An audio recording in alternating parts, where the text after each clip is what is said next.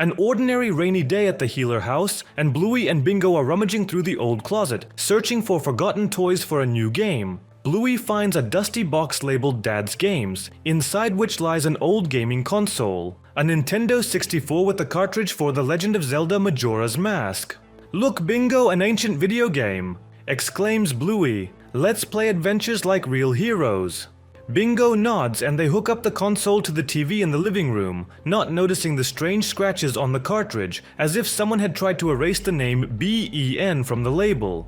The screen flickers to life with a crackle and the game starts, but the menu looks distorted. Colors glitch and the music plays backward like an echo from a distant nightmare. The sisters select a new character and the game begins. They control Link, exploring a world full of clocks and masks, but soon everything goes wrong. The screen glitches. Trees in the forest move on their own and NPCs whisper, "You shouldn't have done that." Bluey feels a slight chill when a strange statue appears on screen. A boy with empty eyes drowned in pixels, his face floating like in water. "Help me! Drown with you!" comes a voice from the TV, low and gurgling as if from underwater. Bingo tries to turn off the console, but the button doesn't work, and the screen flashes showing reflections of the sisters inside the game, their figures drowning in a black river, with the moon mask falling faster and faster. As the game continues, reality merges with the virtual. The TV starts affecting the room. Lamps flicker, furniture shifts, and a static noise fills the air. Bluey sees her paws on the controller becoming transparent like pixels, while Bingo feels water dripping from the ceiling even though the rain outside has stopped. "I'm Ben," whispers the voice now louder. "You'll drown with me, forever in this mask." The sisters try to run, but the door is locked and the screen pulls them deeper. The Zelda world twists into a nightmare. The moon smiles with teeth and Link turns into a drowned figure, reaching through the glass toward them. Bandit and Chili, preparing dinner in the kitchen, hear odd sounds but think it's just the game. When they enter, the TV shows static noise, and the sisters sit motionless, their eyes empty like the characters. The tension builds. Ben emerges from the screen as a digital ghost, his body glitching, water pouring from outlets and flooding the room. "Play with me or drown," echoes his voice, erasing the sisters' memories like saved files. But at the last moment, Bluey screams, "This isn't a game!" and they yank the cord, smashing the console. The screen goes dark, the water vanishes, but the ending is ominous. That night, as everyone sleeps, the TV turns on by itself with the game menu showing a new save, Bluey and Bingo drowned. The screen glitches under the sound of dripping water, leaving an echo. "You'll come back, everyone comes back." It was a sunny morning, but a strange sense of boredom hung heavy in the Healer household.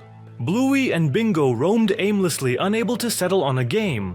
No amount of chasing or hide-and-seek could spark their usual joy.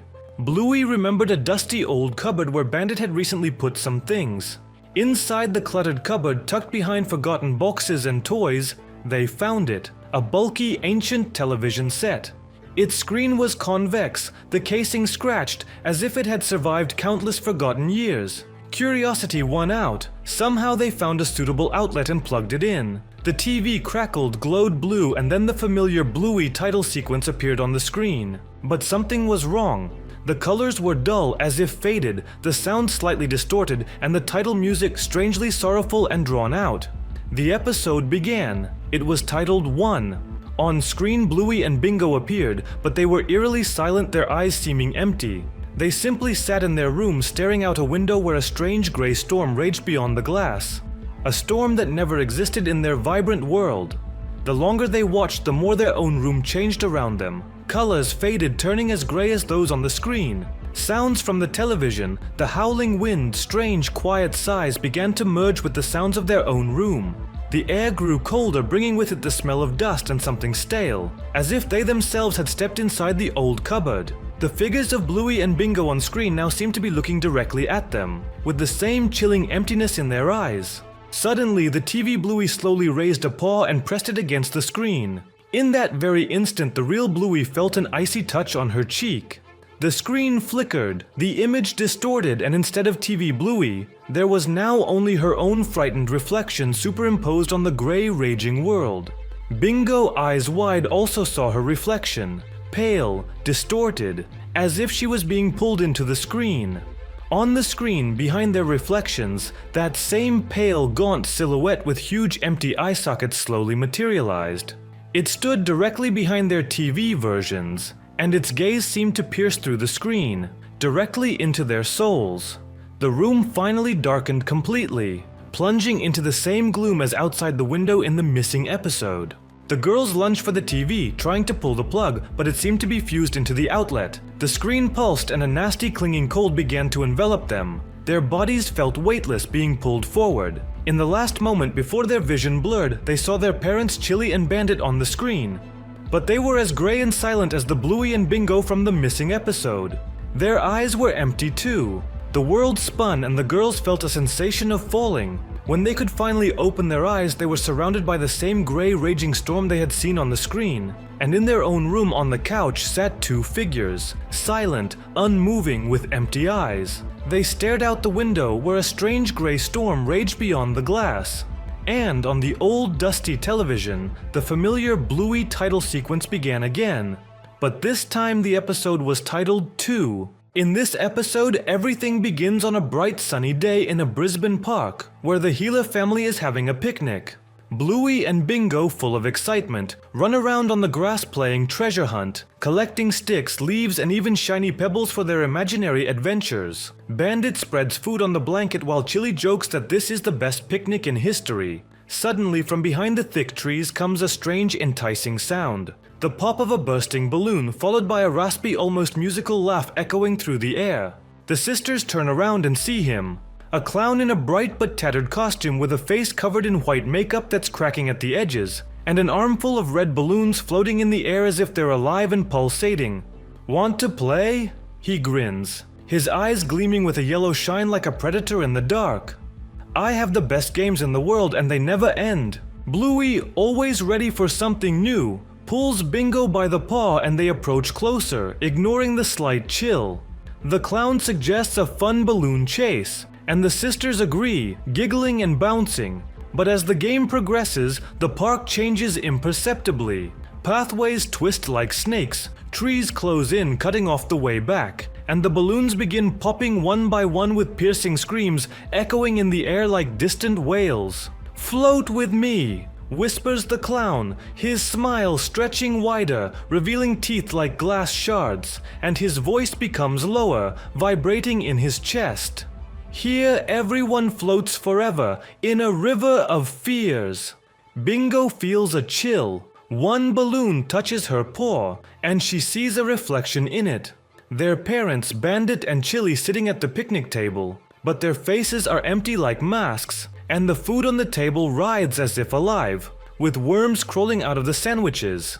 The tension builds. Bluey tries to run, screaming, "This isn't fun, let's go home."